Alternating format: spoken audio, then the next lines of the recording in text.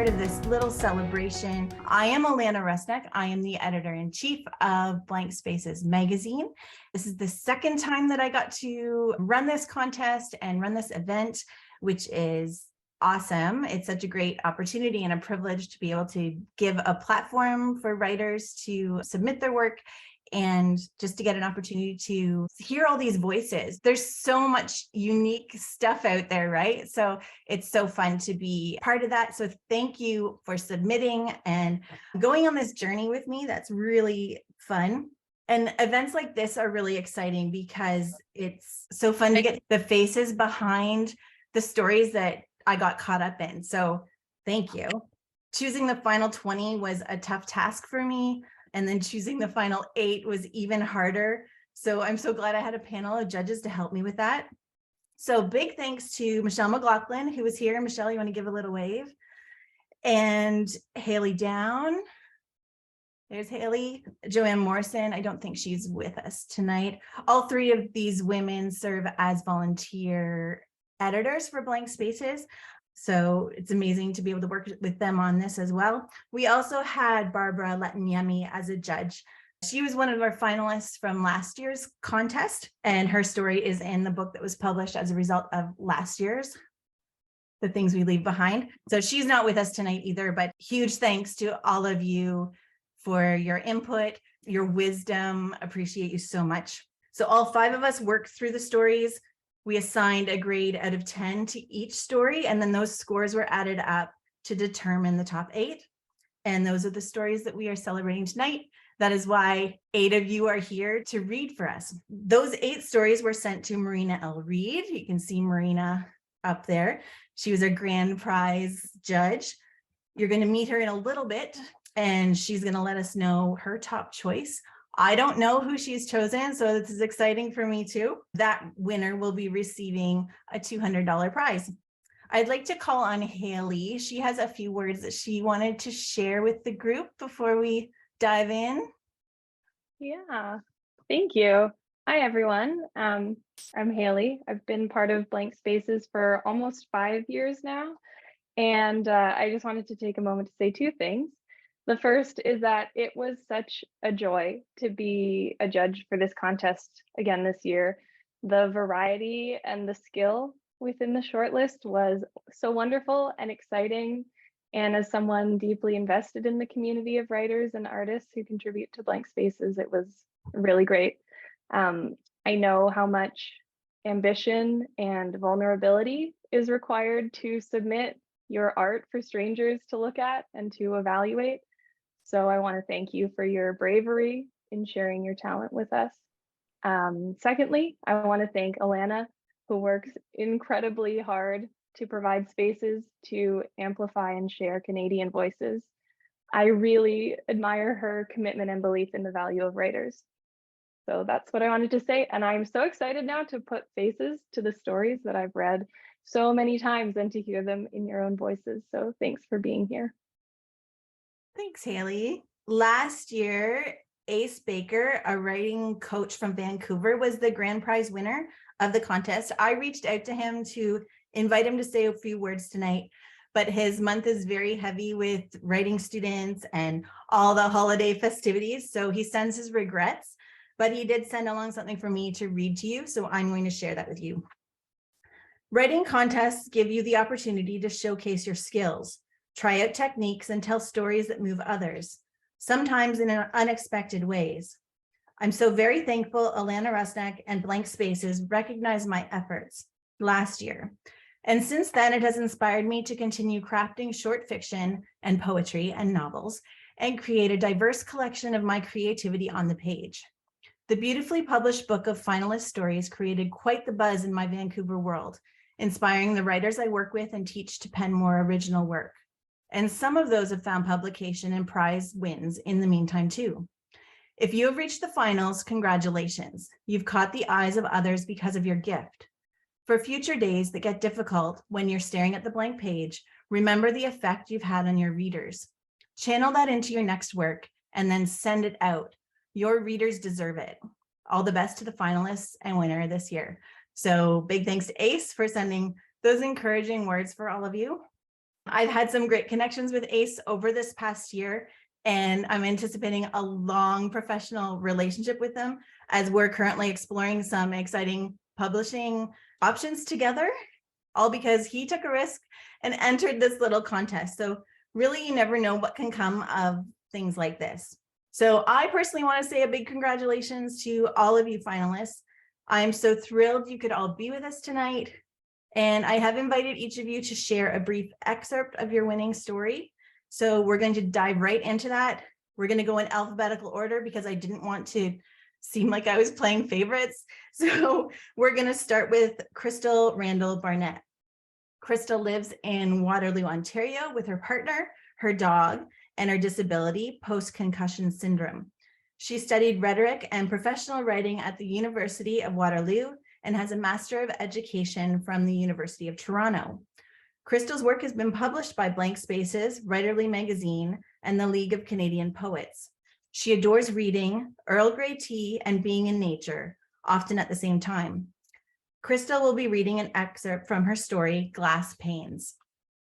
Thanks so much, Alana. It's such a thrill to be here with everyone. And yeah, I'm just gonna dive right in, I guess then. What brings you here, Nat? Derek asks conversationally. Last I heard, you were never coming back. His eyes shift to look at me and then away. It isn't a secret that Mom had a hip replacement, so I tell him about her surgery and my role as daughter, helper, chef, cleaner, nurse, physiotherapist while she heals.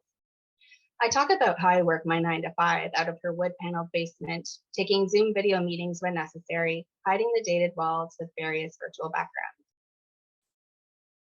It isn't perfect. She's not an easy one to live with, I admit with uncharacteristic honesty.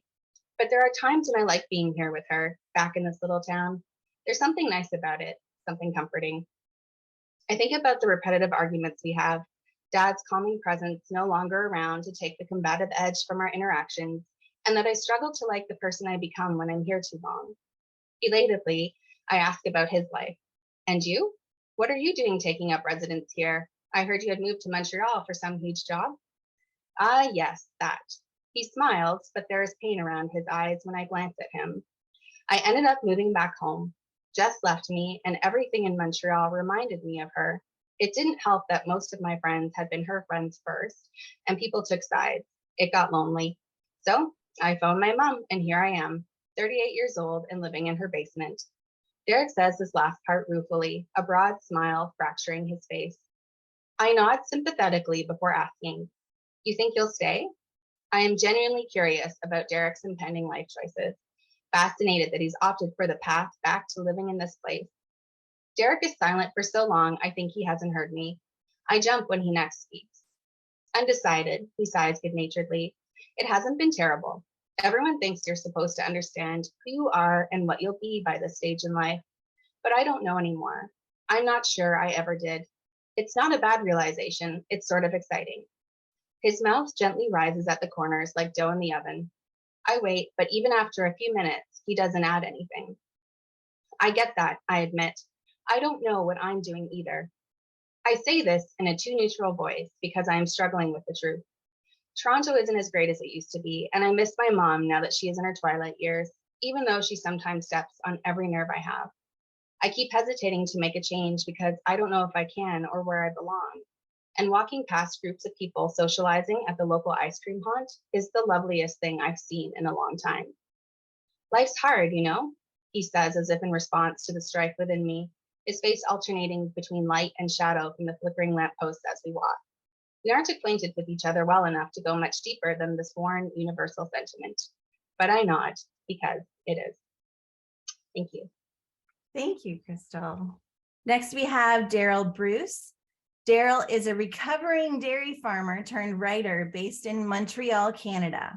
An emerging voice in queer Canadian prose and poetry, his work has appeared in the Antagonist Review, Open Minds Quarterly, and more. Chronically overcaffeinated, he is currently working on his master's at Concordia University. Daryl will be reading from his story, The Salmon Sun. Hi, everyone. Alrighty, I'll just jump right in. It's one of those blistering, sticky July nights when even the shadowed clouds of early morning fail to quell the pervasive dampness. Like a needy lover, the moisture clings possessively to the air, smothering it. It's the type of summer night that seared the man's memories of childhood, when the house was still as if holding its breath, that stillness broken only by the rattling of the old box fan echoing against the bedroom walls and the droning of the cascadas in the old maple outside his window. Through the large windows of the McGregor's Gas and Convenience, he's momentarily transfixed by the solitary street lamp shining above the tiny parking lot. Its light ripples and dances under the onslaught of muggy heat, rupturing the darkness through a mass of skeletal firs that mark the outer boundary of town. They are the same smudged windows, the same rusted fuel pumps, the same tired vegetation. Here, the past adheres to everything, like barnacles to the shell of time. He grabs a pack of red licorice. It's one of the few things his stomach can tolerate. These recent weeks sustained only on licorice, flat ginger ale, and Du Maurier signatures. He's surprised by the queue of people waiting to pay until he remembers it's tourist season. It's not the town itself that's the attraction, but the ocean resorts 3 hours further east. The town benefits and sustains itself by being the last small dot on the map where one can refuel, use a payphone, or relieve their bladder. It is the restroom economy of Eastern Canada. The cashier looks over her glasses perched lopsidedly on the tip of her hooked nose, stray gray hairs pressed to her forehead. He knows her, of course, even a decade later. Still here. She's still here. Sorry, lost my place. Where else would she go? Her eyes study him as if seeking an answer to a question she's too timid to pose. The man knows what she's thinking. There's something about his features. And then there it is, the flicker of recognition. He has been outed again. His parents have told him no one in town knows, and they are unequivocal in their view that it should remain so. There are certain words in an isolated place like this that are kept firmly locked behind private doors, echoed only within familial walls. But the man knows people will find out quickly. This may be a backwater, but its residents still get the Oprah Winfrey Show and Phil Donahue. The man's palms are sweaty as he hands the cashier money. She balks, stepping back, staring at the bill on the counter. He feels an eddy of heat swirl in the core of his stomach, washing over his organs, his skin. Anger? Shame? He can't be sure. He's being seen for the first time in months. In Toronto, he had been a ghost, one of many who walked the streets. Once shrouded in the appeal and frivolity of youth, they were butterflies who, at the height of their beauty, had been forced back into the cocoon and emerged putrefying cells, still living, but unrecognizable. He doesn't bother waiting for the change. He walks out the door to the spritzing sound of a spray bottle and the pungent aroma of bleach and artificial lemon. Soon enough, the town's inhabitants will know he has returned. Some will be sympathetic, but most, he knows, will feel he has gotten exactly what he deserves. He doesn't begrudge the cashier, knowing she will spread the news quickly. He understands gossip is a prized currency in a place like this. Thank you. Very good. Thank you. Finian Burnett teaches undergrad English and creative writing. They've published with Reflex Press, Bath Flash, Ekphrastic Review, The Daily Science Fiction, and more. Finn's novella in Flash, The Clothes Make the Man, recently released through Ad Hoc Fiction, and their second novella, The Price of Cookies, is forthcoming through Off Topic Publishing. In their spare time, Finian watches a lot of Star Trek and takes their cat for long walks in a stroller. Finn lives in British Columbia with their wife and Lord Gordo the cat. Finian will be sharing from their story, Satan Gets In Through the Cracks. Thank you so much, Alana, and everyone else. And Michelle, I'm very glad that your cat is here enjoying the festivities with us. Mama works nights and sends us to Mrs. Bloom's for dinner and sleep. On the hottest nights, Mrs. Bloom lets us drag sleeping bags to the screened-in porch, where we fall asleep listening to peepers, the owls, and a scratchy growl Benny thinks is a monster. Mrs. Bloom's toothless boyfriend, Tank, says it's just a mama badger clutching at her babies. Benny stops under the Badger Crossing sign and asks if I think we'll see a badger tonight. No, Benny. I take her hand to keep her moving. We never see badgers. We never see anything good. Just deer most of the time, and sometimes yellow-bellied marmots if we go outside early enough. Benny wrenches from my grip. It drops to her knees behind the bumper of Gordon McNabb's van, the big tan one with a spray-painted naked lady on the side. One mama says we should never get in because old Gordon's full of sin, and so is his van. Come on from there, I hiss, but she's half under the bumper and screeches like a baby monkey when I grab her leg. Stop, Lainey, she yells, kicking back. I squat on the driveway behind her, looking around for either Gordon or Mama, not sure which would be worse. Benny, I whisper through gritted teeth, if you don't come out from there right now, I swear to God, I'm telling Mama. Don't swear to God, she says. It's a sin. She scrambles out and jumps to her feet. Her knees are pitted with gravel and dirt. I send up a quick prayer of thanks that we're on our way to Mrs. Bloom's and not home, because Mrs. Bloom will wash Benny's knees with a warm cloth and maybe give her a popsicle. She'll let Benny put on pants that Mrs. Bloom's only son used to wear when he was little, so she doesn't get dirty running around outside. I found a Data, Benny squeals, holding up a hard plastic figure, half covered in mud. It is Data, one of her favorite Star Trek characters, I guess. It's hard to tell through the mud, but the yellow and black uniform looks about right, and if anyone would know, it would be Benny. Can I keep it, Lainey? She stares at me, eyes solemn. Please? It's the devil, I can hear my mom saying. Everything is from hell if you listen to our mom. Starships, phasers, television, Tommy Decker from down the street, Gordon's van, Gordon, frozen food, braces, medicine, wearing pants. Satan gets in through the cracks left when we sin, Mama says.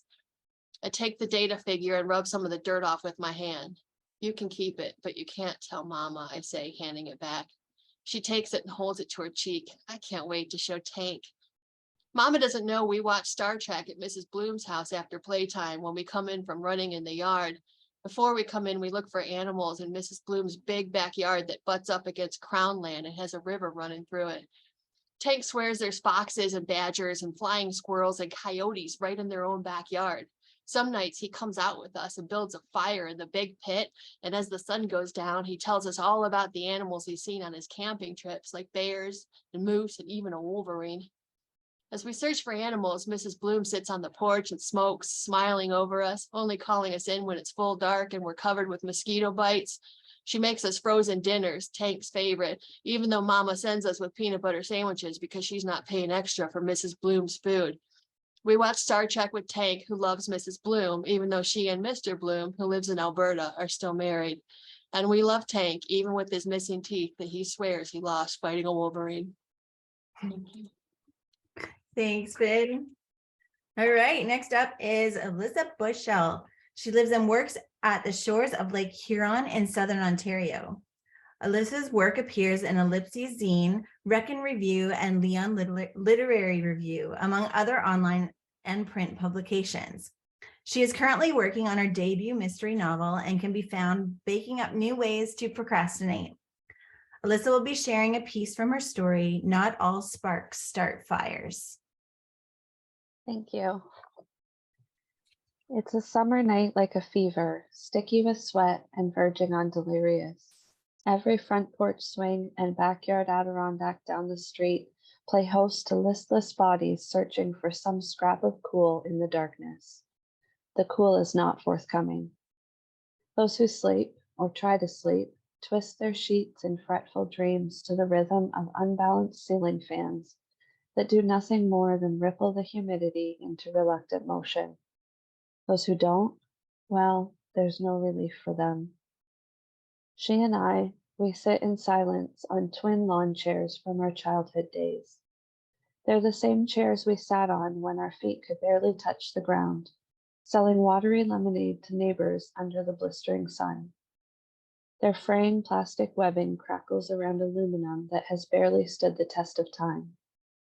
I can count the fraught relationships that decayed long before these chintzy chairs.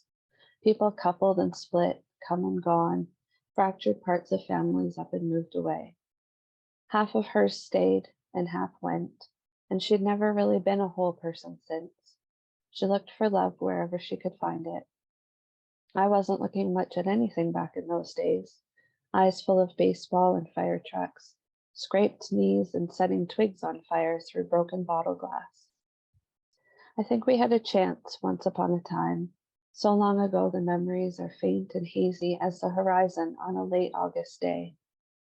We used to meet on the old trestle bridge after midnight, all hushed giggles and whispered dreams. We'd lie close enough to feel each other's heat, not touching, flat on our backs, staring up at the stars. Sparks flashed between us then, glinting like the fireflies we never tired of watching. But that was teenaged whims and fickle longings and wasn't meant to be.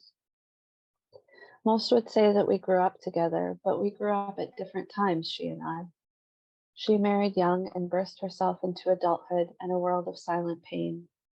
I ran wild and free, but wistful, fighting fires by then and feeding on the heady thrill. It always seemed I'd lost something I never had, something that smoldered on within us but never quite caught fire. Tonight, we both stare forward into nothing, parallel, her and me. The smoke of someone else's campfire drifts between the fence boards, awakening a memory I'd long since locked away. A chorus of cicadas competes with the thump of bass that's more a feeling than a sound from around the corner. The night's alive with sultry summer noises, but still we sit in heavy silence. There's so much left unsaid, but nothing more to say. She had handed me the truth as if peeling off a segment of an orange. It was self-contained, but I know it's not the whole.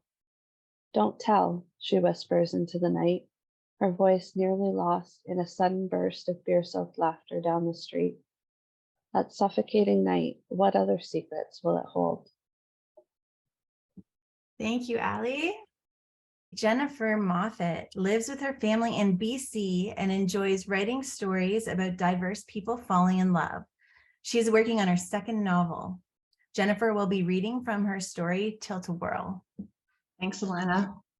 So I live in Kelowna, which is a big town, but I grew up in Golden, BC, which is a very, very small town. So I definitely, a lot of Golden, I think, comes out in the story for me. Tilt-A-Whirl. Sadie is my best friend. Her green eyes lit up when she saw me through the crowd. Izzy, she squealed, like she hadn't seen me 2 hours ago before dinner, like we hadn't been together the entire day at school. Same as the day before, same as the day before that.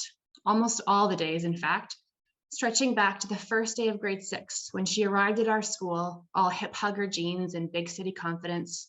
Her parents wanted a simpler life and picked our small BC town because it was close to nature and had a world-class ski hill, although they never actually skied. Worked out pretty good for me, at least, because we've been best friends ever since. Sadie and Izzy, Izzy and Sadie, they go together well, don't you think? I watched her jump to her feet from where she sat waiting for me on the curb in front of the ticket tent. She darted around a pack of moms clutching strollers and sticky toddlers and threw her arms around me. She was wearing the same thing she wore to school that day, short jean shorts and her mom's old Star Wars t-shirt, original trilogy, and smelled mostly like she usually did, which is to say a creamsicle, thanks to vanilla deodorant and Satsuma body lotion. But now the scent was topped with cocoa butter sunscreen and grease. A few grains of sugar shimmered on her lips. Did you already have mini donuts? I accused her, but I didn't actually mind. I couldn't wait. We had salad for dinner. She grabbed my wrist and slapped on admittance band before pulling me towards the gate. You can get the cotton candy later. Let's go. This would be our last summer together. Well, the last summer before everything changed. I was going to UBC in the fall for forest resource management. It had been arranged for years. I'd live with my grandparents, who were only a few blocks from campus, in an adorable bungalow shaded by 100-year-old maple trees. Sadie was taking a year off. Her grades weren't stellar, and she hadn't gotten into UBC. She never quite got around to applying anywhere else. Oh, well, at least I can come visit you lots, she'd say as we grinded through our final calc problem set, or frantically skimmed Great Expectations looking for quotes on the perils of ambition for our last essay. I'm sure I can get some time off here and there. Sadie worked a few shifts per week at the Save-On, but they were going to bump up her hours come September. Her mom thought they were going to bump them up next week. They were not. She'd have to save a lot for a car that can make it all the way to Vancouver, though. God knew her parents wouldn't be loaning theirs. Just about the entire town was out for the year-end carnival. We didn't have a lot going on most of the time, especially once the ski hill closed for the year. but the parent council pulled out all the stops for this event every June. We'd already had our graduation ceremony and wrote our last exam today. Final day of school was next week, just to pick up our report cards and get our yearbook signed. You could hear summer holidays in the buzz of the crowd and the shrieks coming from the zipper. The restraint turned down a little, so close to freedom. I held Sadie's hand tighter. She was literally hopping along next to me down the main row, eyes shining as she took in the games, ring toss, balloon darts, skee ball. The carnival was her favorite event of the year. She even had a countdown going in her Audrey Hepburn wall calendar. It started in April. What ride should we do first, she chirped. I say scrambler, then the zipper, then tilt-a-whirl, then cotton candy, so we don't puke it up. There was an incident in grade 10, so she liked to plan these things out now. I paused and looked around, lifting my limp hair off my neck. Sounds good. And then the haunted house? If you're brave enough this year. She poked the bare skin above my waistband and I smacked her hand away. It was one time in grade 7. Smirking, she tossed her hair back with a head flick, a move left over from when she had long, wild chestnut brown waves that were constantly fell into her eyes. She got it cut 2 weeks ago, chopped right off and buzzed on the back and sides, with this adorable little mop of curls left on top. It was courtesy of Dahlia Wright's older sister, who was halfway through hairdressing school. Well, she was until she dropped out. Sadie's mom was horrified. I was there when she saw the haircut for the first time, eyes bugging right out of her head like she was starring in her own Saturday morning cartoon, Mad Mom. She put her hands on her cheeks. Sadie, what did you do? Isn't it great? Sadie scrubbed her hand over the new fuzz. Her mom shook her head, wordless. But I loved it. She looked more like herself. Freckles darker, eyes brighter, girl freer. Thanks. Thanks, Jennifer. And I obviously don't know the alphabet because I messed up our alphabetical order. So I skipped right over Casey. So Casey, I'm so sorry. We're going to go back to you. Casey Fur, I'm not sure how to pronounce your last name. Fur has always stayed up way too late reading with a flashlight under the covers. Her love of reading has naturally expanded to include writing the type of stories that she would like to read. She's an elementary school teacher in British Columbia and loves dogs, tea, and travel. Casey will be reading from her story, Fateful Summer. Funnily enough, I forgot to change the title before I submitted. So that was never intended to be the title. It was a placeholder and it just ended up in there, but that's okay. Anyway, the night I found the note, I was desperate for change, adventure, connection. Adrift in a sea of possibility and without a single lifeboat of love or security, I was determined to make a life for myself in this sun-drenched beach town. I'd been here a month with only a dead-end job to show for it when I wandered into the cafe. It was trendy in a low-key way, a way that was trying hard not to be trying too hard. Plush, jeweled-tone chairs clustered around wooden tables that must have been salvaged from thrift stores and yard sales. Enticing descriptions of fancy lattes and homemade baked goods were scribbled on a chalkboard menu. It was a place for intimate conversation where readers could easily lose a day, a quiet refuge where lonely souls like me could pretend to belong. I ordered a London fog and claimed a spot in front of the floor-to-ceiling windows. Outside, people window shopped for antiques and expensive clothing in the watercolor morning light. A stall selling bouquets and homemade jams stood watch over tourists and locals alike. The tea was hot and I reveled in the pain that scalded my mouth with every sip. I wondered at the stories of other cafe goers and I lost myself in jealousy. This life was too close to what I'd left behind. Moving 16 hours away from my landlocked West Coast city was meant to give me more than this. I stood, unable to stand my thoughts any longer, leaving my half-finished drink the way I left everything. Half-finished, unsatisfied. It was then that I noticed the corner of a napkin peeking out from a drawer in the low coffee table. I yanked it out, my restless fingers ready to tear it to shreds and leave it for the baristas to deal with. The urge quelled when I noticed thick black ink that bled into the crisp white, crumpled but legible. I sat back down, smoothed it on the table, and read hungrily. Camille, I have always loved you. There is nothing that makes me happier than sitting across the table from you here, in our favorite place, on our 5th anniversary. May we always return here and to one another. The sickly sweet words twisted a knife in my gut. I wrenched the drawer open, wood scraping hideously against wood, to shove it back where it had come from. Surprise and anticipation jolted through me as instead of dusty, empty innards, I discovered a bounty inside. Dozens upon dozens of notes, some scribbled on napkins like the one in my hand, some on notebook paper or over ads torn from magazines. Some were coffee or age-stained, some crumpled or folded 10 times over, while others yet were pristine. I spread a fistful on the surface of the table. Let them not all be love notes. Let there be one for me, I begged the universe. The drawer was a Pandora's box of love, heartache, bad poetry, and stories. A secret treasure trove discovered only by the fortunate few who happened to sit at this exact seat in this exact cafe, who happened to pull open a small, low drawer. Some were only messy doodles, while others filled front and backs of pages with script. I was here. Carmen, August 9th, 2015, screamed one.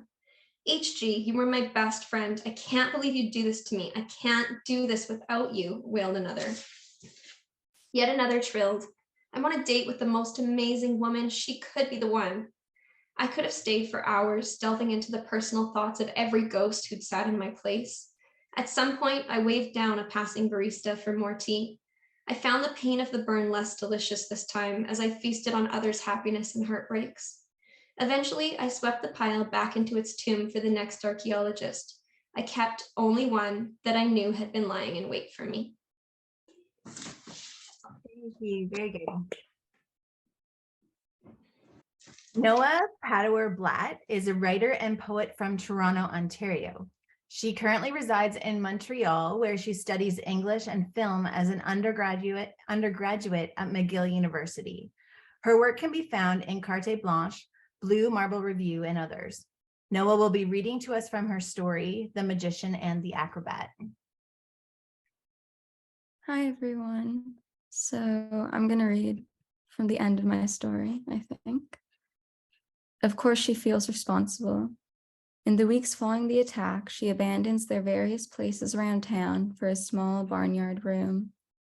She extracts his splinters, feeds him, buys him medicine with the money he received from the tourist. She updates his notebook with everything that has happened, records his injuries and their progression. At night, for the first time since she pulled him from the water, he sleeps, and she contemplates her master trick. For hours, she stares at the acrobat's still body, stares at his ceiling fan turned shadowed blades. The oscillating light makes her nauseous. She considers light bulbs, cards, metal rings, but she can't put the pieces together, the ones she was so certain she could. She considers the boy holding his plank. Where had she been? Casting dreams, her head turned the wrong direction, like her father disappeared into the snowy drifts. The acrobat wheezes past chapped lips. She feels responsible. Worse, she feels shame. The money runs out. The next night, she finds medicine and a bundle of flowers resting by the barnyard door. He wakes up in the dark with the fan spinning overhead. Her face comes, eyes first from across the room, cautious, worried, but mostly full of hate. He tries a smile to settle her and she scowls. Secretly, he's relieved she's so angry and it's on his behalf. He spends hours flipping through his notebook, at points laughing at some joke she has scribbled down between the gruesome stuff or something hidden inside the comic panels. At points, so embarrassed, he drowns his face in the pillow. Finally, he looks at the flowers by his bed, then turns to her. Why did they hurt me? He asks, because he's loved them since they became his first community, his first job, a ranch hand, his first home, this room. They wanted to know why he can't remember, but they already know. They wanted something more. They always do, and you. I thought maybe you'd wake up and remember. It's then he sees his hands where she has written elephant. We don't get a lot of things to really believe in, he says to her and presses his fingers into the letters. But I get all this. That's it. Thank you. All right. Last but not least, Karen Walker. Karen writes very short fiction in Ontario. Her work is in or forthcoming in flashback fiction, The Disappointed Housewife, reflex fiction, versification, virtual zine, Ghost City Press, and others. Karen will be reading from her story, Lulu, Queen Street, Pies in August versus Saul, Susanna, A Chicken Bungalow in November. My story was composed of various mosaics, so I'm going to read two of them tonight. The first is called Queen Street. It was Susanna's first descent of Queen Street on this, her second day in Precious Corners. She began with tiny halting steps, then gaining speed down the awful hill, grabbed pole after pole, tree after tree, and cursed Jim, the real estate agent. I'd like to push the basket. On a warm evening in June, he had sold her 244 Queen Street and sold her on easy, small-town living. No more city stress. Lost in the fog and the idyll of the place, she believed him when he promised everything was just a gentle stroll down the hill. Arms and legs flailing, Susanna came to a stop at the foot of Queen. She looked back up and swore as she shopped at the downtown Precious Corners little supermarket and its big dollar store. Swore as she plopped on a bench outside the pawn shop. A passerby heard her cussing and saw her bulging shopping bags. Take the bus, suggested the townie. The queen is cruel, eh? Halfway up the mountain, where a deli stood like a base camp, Susanna's legs faltered. They pleaded to stop. Bus, bus. Her heart pounded. No more. Call an Uber. And Susanna's hands failed her, too. Shaking so badly, the phone fell to the sidewalk and skidded down Queen Street. A clerk saw it go. The boy yelled for someone to catch it. People scrambled, but like a panicked chicken, the phone scooted between feet and into the street and was crunched by the town bus. Damn, call me a ride, she snapped before remembering where she was. Please. The clerk said he was sorry for her loss. Then, my Uncle Stan drives for A1 Taxi. As the cab chugged up Queen Street, Susanna gasped in the back seat and had no air to swear when Stan asked, "Hey, didn't my cousin Jim sell you a house?" The second mosaic is called the Ed Bog Fog. This is the fog rolling off Lake Ontario and rolling over the Lakeview condos at nightfall. The fog townies still call the Ed Bog Fog. The Ed Bog, who lived in Precious Corners long ago, and who, many said, must have been in a fog of his own when, swatting mosquitoes, he rolled out plans for the town's swampy lakeshore. Drain it, Ed Bog exclaimed. Rake the beach, build quaint tourist cabins. This is the fog that wasn't there when Ed took photographs and sent them to a glossy magazine in the city. The fog that did, however, soon noticed many summer visitors who said, "What a pretty town, what a pretty beach. Let's rent the tourist cabins and boost the local economy." The same fog that, 60 years later, watched swanky condos rise where the cabins had stood. The fog now rapping on a fourth-floor balcony door to summon a big sit named Catherine. The Catherine who overpaid for an 850 square foot 2-bath, 1-bedroom unit, who always overpaid a city salon to style her hair. Her flat, straight hair. The hair that the fog now winds around misty fingers, creating bounce and body without spray rollers or mousse. The fog that rolls its gray eyes when Catherine forgets where she is, what it is, and starts calling it Roz, her old stylist in the city. That's it. Thank you, Karen. Thank you. So thank you everyone for reading. I know there were some of you that expressed nervousness or be a little uncomfortable at the idea of reading. So I am so proud of you for pushing through that and doing that. It's so special to hear your stories in your voice. So thank you for doing that. So all 8 of those stories are being compiled into an anthology that is going to come out in April. I'm going to tell you a little bit more about that after we hear from Marina. Marina L. was our grand prize judge. Marina has lived and worked around the world as a journalist, educator, and artist. She is the author of many books, freelance articles, online workshops, and television current affairs programs. She believes in the power and magic of the written word and is currently working on her next novel. I've had the privilege of publishing some of Marina's work over the last year, and we have plans for many more titles in the future.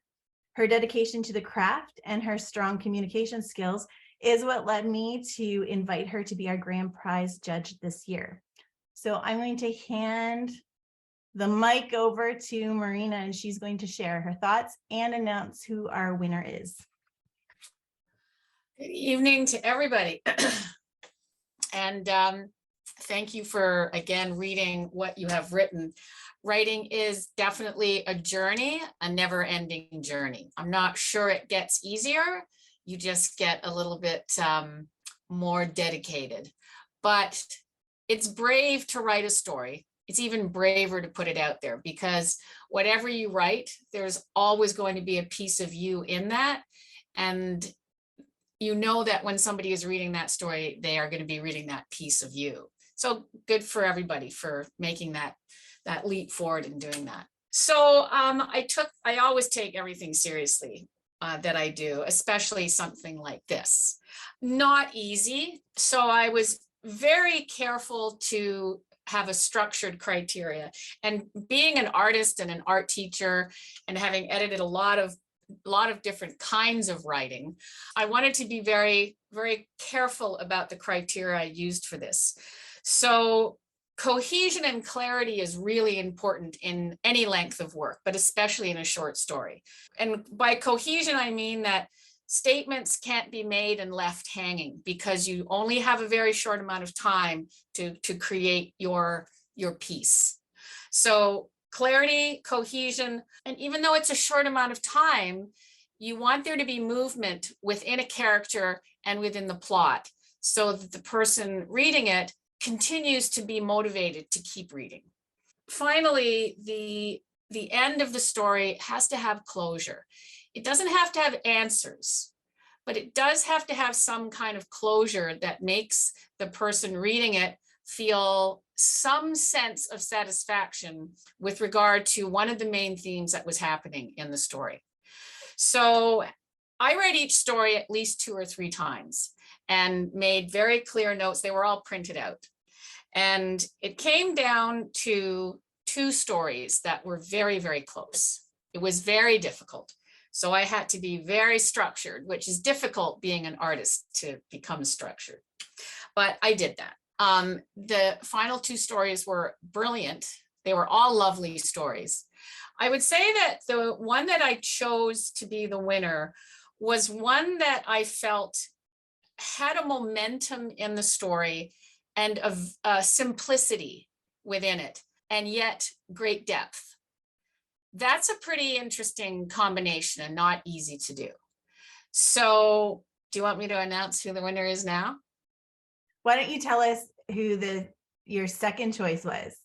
Really? Okay. My second choice was Finn Burnett, Satan Gets In Through the Cracks.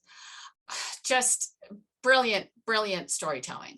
You know, I could feel the characters. I loved the characters. I guess my question was a little bit with the movement, if I had to be really, picky, and I had to be, and the ending. But honestly, I have to tell you, Finn, just, absolutely keep writing, because you have a very unique and powerful voice. And so I look forward to actually reading more that you do. So all of the ends were tied for me, and that simplicity and that power and depth in that simplicity would have to go to Crystal and Glass Panes. So Crystal is the winner of this year's short story contest. Congratulations. Wonderful. Congratulations, Crystal. Where is she? There she is. Hiding up there. Yeah. Thank you so much. That was such a surprise.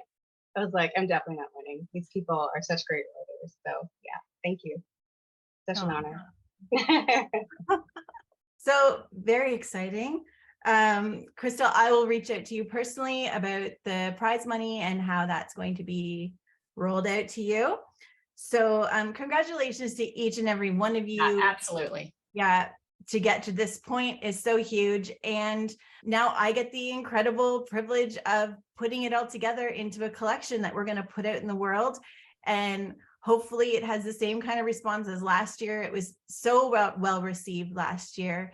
And I'm so proud of that little collection. And it's so exciting to be able to add another one to that. So I will definitely be in touch with all 8 of you regarding that process, what that looks like, editing, all that good, exciting, tough work stuff.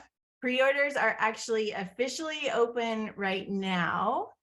So if you want to send friends and family to chickenhousepress.ca/bookstore, you're welcome to. If you want to hang on to that until you have a more secure feeling of how it's all going to come together, that's totally okay too. But for the 8 writers who are included, don't go purchase it yourself like that. I'm going to let you know how you can get author copies. So don't be too eager that way. I want to save you a little bit of money. That kind of wraps up our whole agenda for the night. The big climax was finding out the winner. So that's very, very exciting. Before we close things down, is there anyone who wants to speak to the group before we leave? Does anyone want to say anything? Yeah, thanks so much. I'm super thrilled to be here. And like I said, to be in an anthology with everyone here. I really enjoyed everyone's stories and the challenge to write to the theme of small town summer nights. So that was really incredible. Yeah, just really honored and looking forward to seeing what next year brings as the book rolls out, and just excited to keep writing in the future. Super encouraging. So yeah, and very validating. So thank you. Good. And I hope all of you feel validated and encouraged through this whole process. That's ultimately the point. And that's always my goal, is just to encourage writers to tell their story and to provide a platform. That was why I started Blank Spaces, the magazine, was to provide a platform for writers who felt like they didn't have anywhere to go. And it's been very thrilling to watch that grow and expand across the country. And I know some of you have been in its pages already. So that's really fun that now you're here and we're going to make a book together. So thank you, thank you, thank you. This has been so fun to see your faces, to hear you read. Thank you for being here and for being part of it. Thank you so much for a great time, for great readings. And please keep writing. You guys have so much to offer the world. So thank you. Have a great night. Great to meet everyone. Bye-bye.